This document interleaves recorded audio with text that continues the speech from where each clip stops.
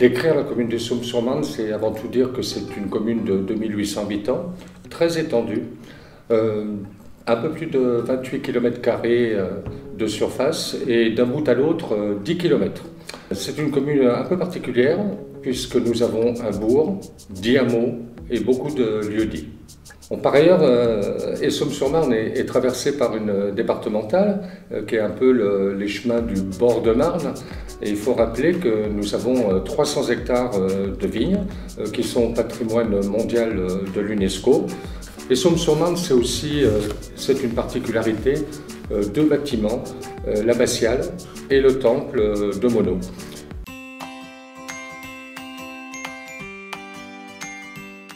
L'idée de départ sur la commune, c'était de déminéraliser certains sites, surtout les cimetières. Sur la commune, nous avons 3 cimetières où l'entretien se faisait exclusivement par l'utilisation de produits phytosanitaires.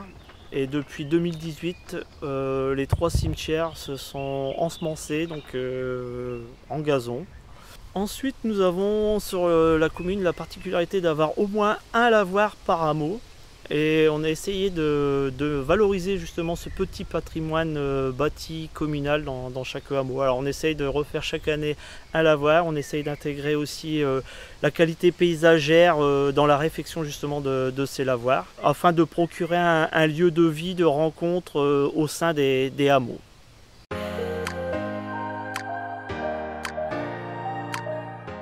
Le projet de la médiathèque n'est pas un projet isolé.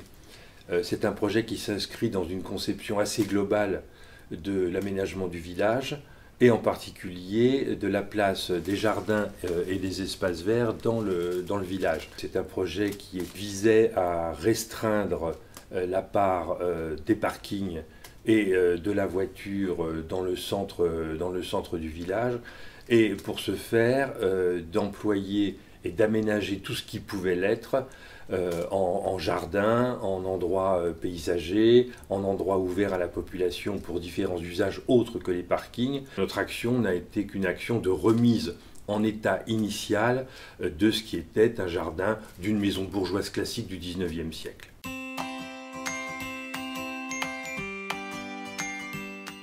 Alors vu l'étendue de la commune et la complexité à fleurir tous les hameaux, c'était bien entendu qu'on ne pouvait pas planter tout en fleurissement annuel. Du coup, le peu de massifs qu'on a sur la commune sont faits en plantes vivaces. Et ensuite, lors de la réhabilitation de notre local technique, nous avons incorporé la récupération de récupérateurs d'eau, donc lesquels nous fournissent à peu près 17 000 litres d'eau chaque année, avec lesquels nous arrosons le peu de jardinières que nous avons essentiellement en centre-bourg. On a un partenariat avec la ville de Château-Thierry qui nous fournit en paillage, donc généralement on réutilise les broyats de la ville de Château-Thierry sur nos massifs.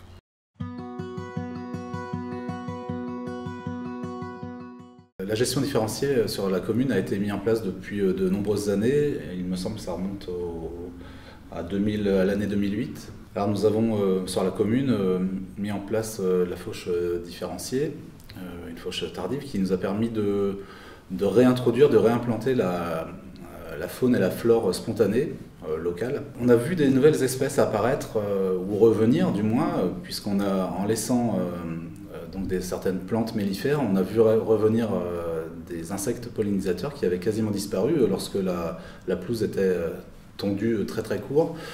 Et donc on a vu également des papillons revenir, des papillons qui avaient quasiment disparu. On a également laissé de la place pour des reptiles, des lézards qu'on va réapparaître, qui se réapproprient l'espace auparavant désert.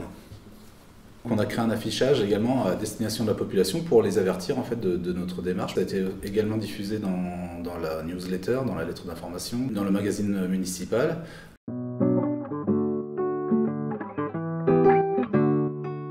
Depuis que nous sommes arrivés à la municipalité, nous avons eu un souci.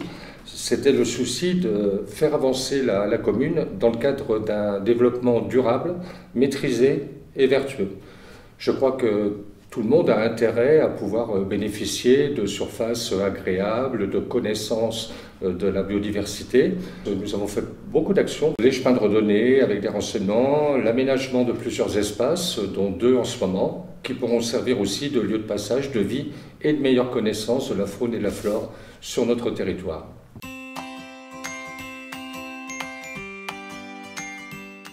Essom est un bel exemple de commune qui a su faire évoluer ses logiques de gestion, qui prend en compte les enjeux d'aujourd'hui et de demain, comme par exemple l'économie de la ressource en eau, la création de lieux de rafraîchissement au cœur de ville et l'adaptation des modes d'entretien et de service. Ils ont su mettre en place une démarche qui s'inscrit complètement dans les critères du label Ville et Village Fleuris. Le palmarès du cadre de vie est un label qui a évolué. Il ne vise plus seulement le fleurissement et l'embellissement des communes, mais vise également le développement de la biodiversité et la mise en place d'actions concrètes pour la gestion des espaces. Le label valorise également la communication entre les élus et les techniciens, mais également les habitants. Aujourd'hui, le label ne doit plus être perçu comme un concours, mais plutôt comme l'occasion et l'opportunité d'être accompagné par une équipe pluridisciplinaire de professionnels de l'environnement qui seront de passage dans vos communes pour vous présenter des conseils adaptés à votre territoire et aux particularités qu'il habite.